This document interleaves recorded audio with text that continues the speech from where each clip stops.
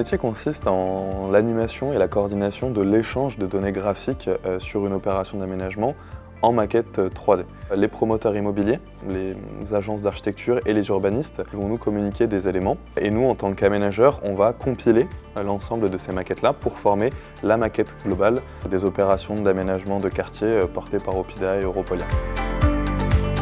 Le fait d'avoir un caractère innovant sur nos opérations nous amène à avoir une meilleure qualité dans la production de nos aménagements d'espaces publics. Également, on va pouvoir faire de la simulation de biodiversité et du développement de cette biodiversité dans les espaces verts. Au quotidien, les échanges avec le BIM Manager sont essentiels. On travaille en étroite collaboration à toute étape du projet, que ce soit de la phase de la conception jusqu'à la réalisation. Il nous accompagne, il centralise les données, il permet de mettre en relief ce qu'on peut visualiser en 2D. C'est un vrai atout d'avoir cette ressource en interne dans nos équipes.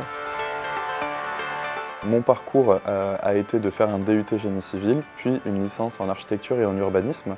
Et en dernier lieu, j'ai effectué un master en génie civil avec une spécialisation en maquette numérique 3D du bâtiment.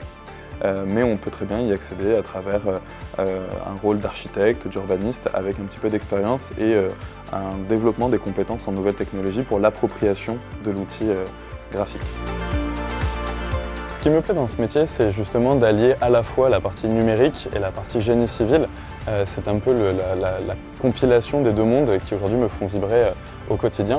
Également, c'est très important d'avoir l'interaction sociale avec les différents corps de métier et ensuite toute l'interaction qui existe autour de la communication du projet, notamment donc les élus politiques, les citoyens, les riverains, pour véhiculer justement tous les atouts du projet à travers cette modélisation 3D qui est le socle de l'information, mais également de la communication.